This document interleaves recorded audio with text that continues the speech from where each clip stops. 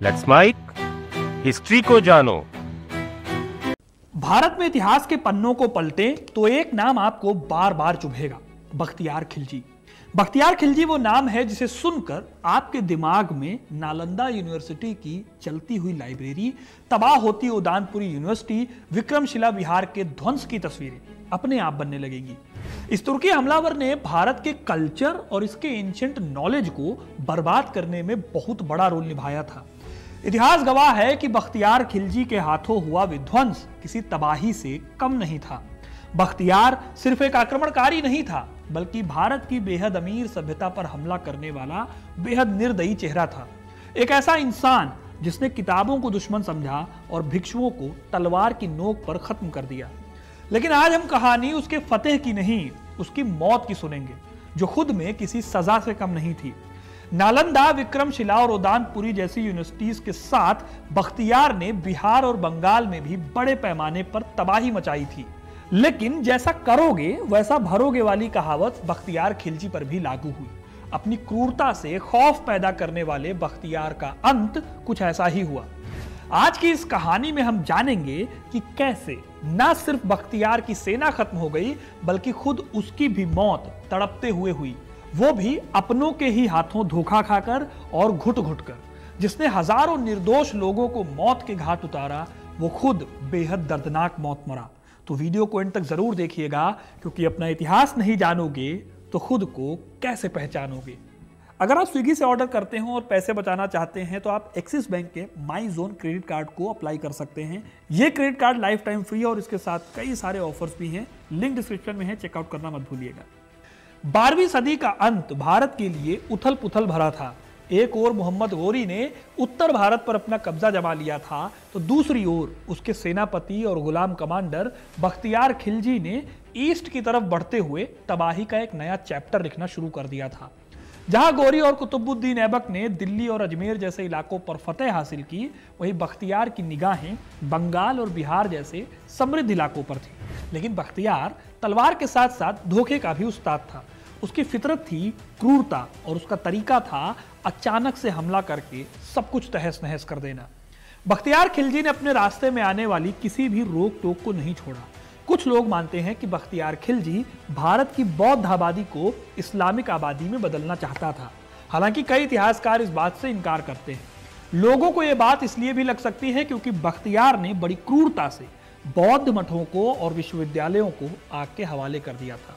सबसे बड़ी बात है कि वो अचानक हमले करता था, जिसे संभलने का किसी को मौका नहीं मिलता था। इस तरह जब दिल्ली में नई सत्ता बन रही थी, उसी वक्त बख्तियार खिलजी पूरब में भारत की सदियों पुरानी ज्ञान परंपरा को मिटा रहा था। और ठीक इसी दौर में भारत की सभ्यता को वो जख्म मिले जिनकी टीस आज भी नालंदा के खंडहरों में गूंजती है। हालांकि बंगाल में सेन राजवंश को हराने के बाद उसने एक ऐसी गलती की जिसने उसे तबाही के मुहाने पर लाकर खड़ा कर दिया। वो गलती क्या थी और कैसे उसने बिहार और बंगाल को तबाह किया, उससे पहले आपको ये बता देता हूं कि आखिर ये बख्तियार खिलजी था कौन। साल 1150 में बख्तियार खिलजी का जन्म अफगानिस्तान के हेलमंद प्रांत के गरमसिर्स कस्बे में हुआ था। वो एक तुर्क था। बख्तियार खिलजी खलज नाम की जनजाति से जुड़ा हुआ था। ये जनजाति खालज भाषा बोलती है। आज भी ईरान के कुछ हिस्सों में इस भाषा को बोलने वाले लोग मिलते हैं। है एक इंटरेस्टिंग बात बताऊं तो यही खालज आगे जाकर हिंदुस्तान में खिलजी बने थे। वैसे तो बख्तियार और अलाउद्दीन एक दूसरे से डायरेक्टली जुड़े हुए नहीं थे, लेकिन ये दोनों इसी एक कबीले से जुड़े हुए थे। बख्तियार खिलजी के दौर में इतिहासकार हुए मिनहाजुस सिराज, वो अपनी किताब तबकाते नासिरी में बख्तियार के बारे में कई बातें बताते हैं। इसमें से एक मजेदार बात यह है कि बख्तियार की हाइट कम थी और उसके हाथ उसके घुटने से नीचे तक आते थे। यही वजह है कि उसे सेना में एंट्री नहीं मिल रही थी। लेकिन बख्तियार के लंबे हाथों में ही शायद बिहार और बंगाल की तबाही लिखी थी। इसलिए उसने पहले गजनी के दरबार में अपना हाथ आजमाया और जब वहां से रिजेक्ट हुआ तो गजनी मोहम्मद गौरी के दरबार में किस्मत अपनाई। लेकिन यहां से भी उसे वापस कर दिया गया। जब 1192 ईस्वी में मोहम्मद गौरी ने पृथ्वीराज चौहान को हराकर दिल्ली पर कब्जा किया, तब दिल्ली आकर खिलजी ने कोशिश की, लेकिन उसे यहां भी कामयाबी नहीं मिली। इसके बाद वो यूपी के बदायूं चला गया, जहां पर एक लोकल तुर्क एडमिनिस्ट्रेटर मलिक मशमुद्दीन के पास उसे नौकरी मिल गई। इसके बाद वो चला गया अवध और यहां पर उसे मिर्जापुर जिले में जमीन दी गई। फिर उसने मिर्जापुर में अपनी सत्ता स्थापित करने के बाद अपनी आर्मी को स्ट्रॉन्ग किया और बिहार और बंगाल की समृद्ध भूमि पर अपनी लालची नजर डाली। मिन्हाज लिखते हैं कि भले ही बख्तियार का शरीर छोटा था लेकिन वो बहुत ही एक्टिव था। बहादुर तो वो था ही, उसके साथ साथ चालाक भी था। यही वजह है कि बिहार और बंगाल की ओर बढ़ने से पहले उसने यूपी के कई छोटे गढ़वाल सरदारों को हराया और उनके क्षेत्रों पर कब्जा कर लिया। वो एक लुटेरे की तरह छापा मारता था और बहुत सारा पैसा जीतकर बड़े पैमाने पर लोगों को मारकर निकल जाता था। उसकी इस खासियत के चलते कई सारे खिलजी उसके साथ सेना में शामिल हो गए थे। खुद कुतुबुद्दीन ऐबक ने भी उसे सम्मानित किया था। उसकी सेना में अफगानिस्तान और सेंट्रल एशिया के कई लोग लड़ाई लड़ने के लिए शामिल होने लगे थे। साल 1193 से 1200 के बीच उसने बिहार को तबाह करके रख दिया। उसका बिहार अभियान भारत के इतिहास का सबसे क्रूर मौका था। खास तौर पर बौद्ध धर्म को उसने इस अभियान से बहुत नुकसान पहुंचाया। बख्तियार खिलजी ने पहले बिहार के ईस्टर्न हिस्सों में मौजूद छोटे छोटे हिंदू राजाओं को हराया, फिर नालंदा और विक्रमशिला जैसे प्रसिद्ध बौद्ध यूनिवर्सिटीज को नष्ट कर दिया। ज्यादातर लोगों को यह पता है कि बख्तियार खिलजी ने नालंदा को जलाया था, लेकिन कई लोग ये बात नहीं जानते कि उस दौर के बड़े बौद्ध एजुकेशन सेंटर जैसे कि विक्रमशिला और उदांतपुरी भी खिलजी की आग में झुलस गए थे। नालंदा से भी 3 साल पहले उसने बिहार के शरीफ जिले में उदानपुरी की महान उदानपुरी यूनिवर्सिटी को 1193 ईस्वी में जलाकर खाक कर दिया। फिर उसने अपनी जीत की खुशी में एक किला भी बनवाया। 17वीं शताब्दी की शुरुआत में बौद्ध विद्वान तारानाथ के अनुसार आक्रमणकारियों ने उदानपुरी में कई भिक्षुओं का नरसंहार किया और विक्रमशिला को नष्ट कर दिया। कहा जाता है कि नालंदा विश्वविद्यालय की लाइब्रेरी में इतनी किताबें थी कि उन्हें जलने में कई महीने लग गए। खिलजी की सेना ने वहां के बौद्ध भिक्षुओं की हत्या कर दी और शिक्षा का एक समृद्ध केंद्र पूरी तरह से ध्वस्त हो गया। इस तरह बख्तियार खिलजी ने बिहार में एक्सपेंशन करने के साथ साथ बेहद क्रूरता से कत्लेआम भी किया। खिलजी ने बिहार में इस्लामिक शासन की नींव रखी और कई मस्जिदों का निर्माण कराया। दोस्तों, बिहार में तबाही तो उसका बस एक नमूना था। इसके बाद उसने बंगाल में भी बड़े पैमाने पर लूट मचाई। बंगाल में तब गौड़ नाम का एक शहर हुआ करता था जो बंगाल में समृद्धि का सेंटर था। आज ये जगह बंगाल के मालदा जिले में पड़ती है। खैर, गौड़ शहर की स्थापना शशांक नाम के एक रूलर ने की थी जो 7वीं सदी में हर्षवर्धन के टाइम पर बंगाल के राजा हुआ करते थे। तब इस क्षेत्र को गौड़ देश के नाम से जाना जाता था। उसके बाद इस शहर ने पाल और सेन राजवंशों की राजधानी के तौर पर काम किया था। बख्तियार खिलजी के टाइम पर यह शहर बेहद समृद्ध होने के साथ साथ एक स्ट्रेटेजिक लोकेशन पर बेस्ड था।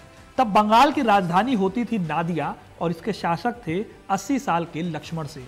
ये सेन राजवंश के राजा थे। बख्तियार खिलजी की नजर बंगाल की अमीरी पर पड़ी तो उसने बंगाल पर अटैक भी कर दिया। साल 1204 में उसने बंगाल पर एक तरह से सर्जिकल स्ट्राइक की। पहले उसने राजा लक्ष्मण सेन की राजधानी नादिया पर अचानक हमला किया। इस बारे में एक कहानी है जो बहुत ज्यादा प्रसिद्ध है, जो मिन्हाजुस्सिराज ने लिखी है। वो बताते हैं कि बख्तियार ने इतनी तेजी से नादिया की ओर कूच किया कि उसकी बराबरी सिर्फ 18 घोड़े ही कर पाए।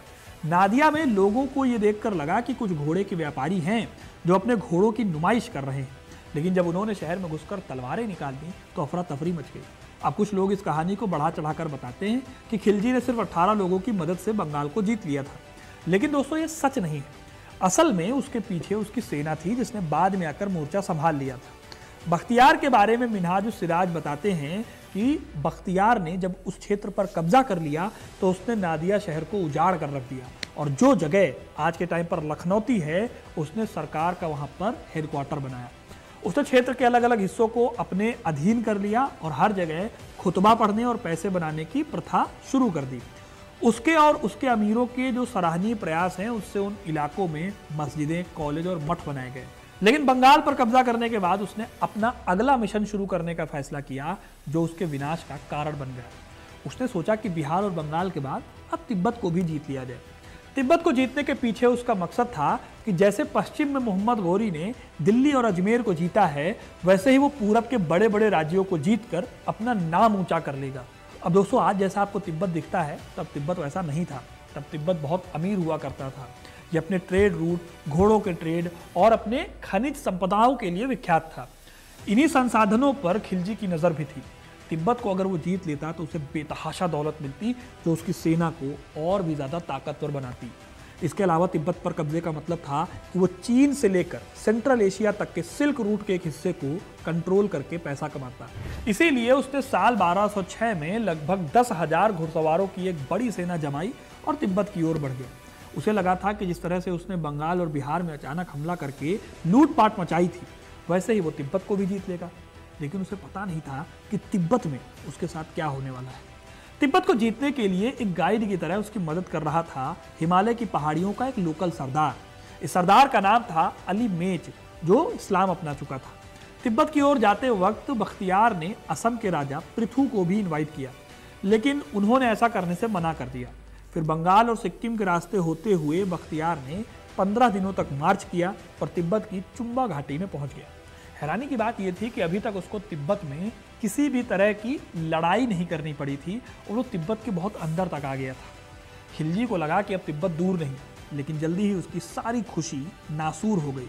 असल में तिब्बतियों ने जानबूझकर खिलजी और उसकी सेना को अंदर तक आने दिया ताकि वो तिब्बत के मुश्किल टेरेन में फंस जाए।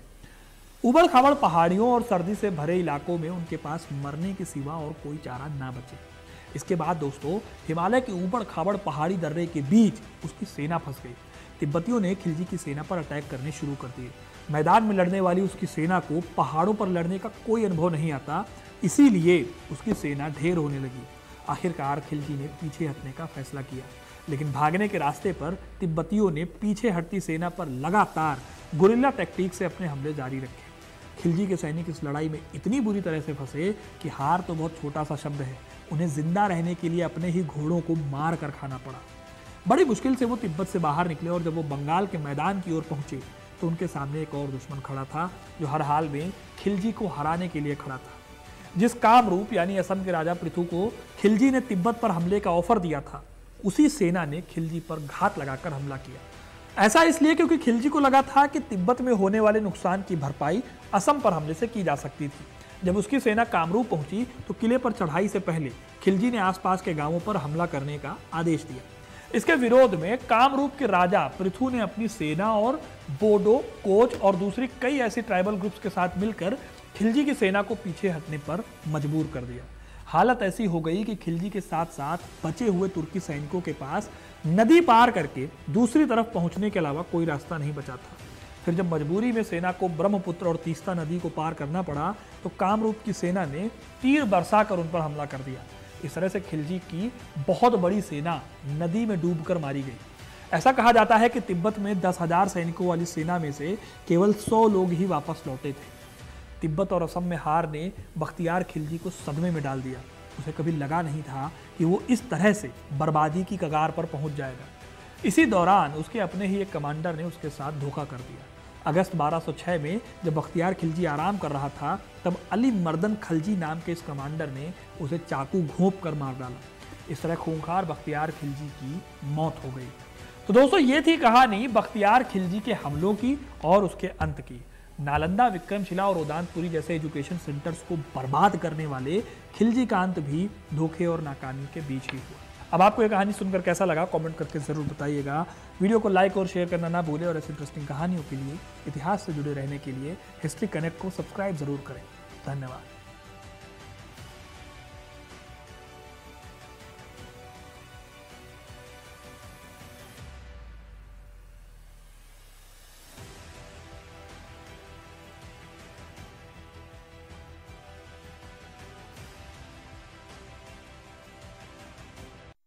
आप सुन रहे थे let's mike more than radio. Follow कीजिए हमें हमारे सोशल मीडिया प्लेटफॉर्म्स पर। It's time for news. It's time for more than radio. Presenting the first radio news app, Let's Mic. Let's Mic, a news-based app on your phone where you get to watch and listen news, talk shows, interviews, radio show podcasts. On Let's Mic, you get all relevant information of TV, print, radio, podcast, and digital. Let's Mic talks about every segment of life.